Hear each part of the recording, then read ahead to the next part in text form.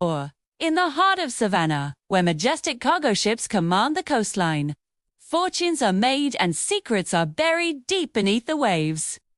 This is the world of the Vale Global Shipping Empire, a dynasty built on power, ambition, and dangerous alliances. Inside the bustling headquarters, the sound of construction echoes through the halls, a constant reminder of their ever-expanding influence. But for Daniel Vale, the noise is the least of his worries. He's buried in the Crimson Files, a collection of documents holding the company's darkest secrets. His brother, Marcus, is wary.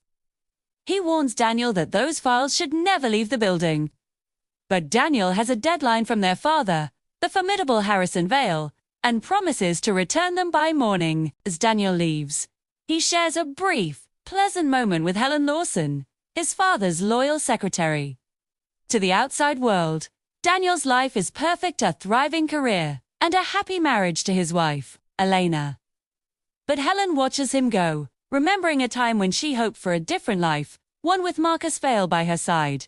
Her thoughts are interrupted by Roy Calder, a sharp investigative reporter who's been circling the Vale Empire like a shark. He offers her dinner, a chance to talk. She dismisses him, but he leaves his card, planting a seed of possibility. Meanwhile, at the sprawling Vale estate, overlooking the marsh, Harrison Vale shares a drink with Senator Fred Carter. The senator is nervous about the reporter sniffing around, but Harrison is confident. There's no paper trail, nothing to connect them. Later that evening, Daniel pores over the Crimson Files in the library. Elena gently pulls him away from his work, but as they leave, a single, crucial document slips from the folder, sliding unseen behind the couch. It's the one piece of paper that links the Vales directly to Senator Carter.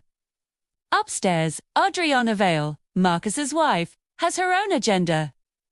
She tries to seduce her husband, desperate for his attention, but Marcus coldly rejects her. He walks out, not to go home, but to another woman's apartment. He finds comfort in Helen's arms, but the tenderness is fleeting. It's houses. A wad of cash on her dresser, and leaves without a word. The gesture is a slap in the face, and in that moment of humiliation and anger, Helen makes a decision. She picks up the phone and calls the reporter, Roy Calder. "Dinner," she says. "Sounds good."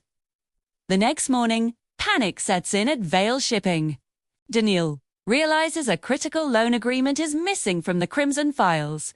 He frantically calls Elena, who finds the lost document behind the library couch. She rushes it to the office, handing the folder to Helen to pass along to Daniel. But when Helen glances inside, she sees the loan agreement, the key to unlocking the Vale's secrets. And in that moment, temptation wins. That night, Helen meets Roy for dinner. She slides a copy of the document across the table. A slow, triumphant smile spreads across the reporter's face. The fallout is immediate.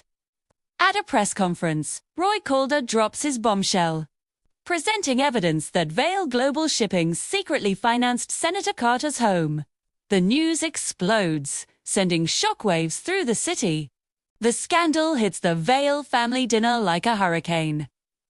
Marcus's voice, low and accusatory, points out that the document only left the office once when Daniel brought it home, and when Elena brought it back.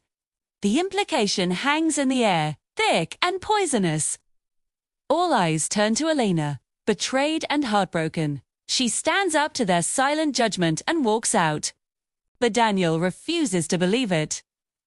He and Elena search Helen's desk and find what they're looking for: Roy Calder's phone number. The truth clicks into place.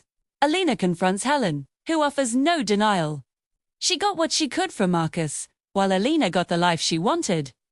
The betrayal cuts deep. Back at the estate, Daniel faces his family. He tells them that when Elena needed their trust, they all failed her. For the first time, Marcus looks ashamed and offers a quiet apology. As ships sail out of the harbor, the empire continues, but the cracks within the family are exposed. Because in the world of the Vales, power is everything.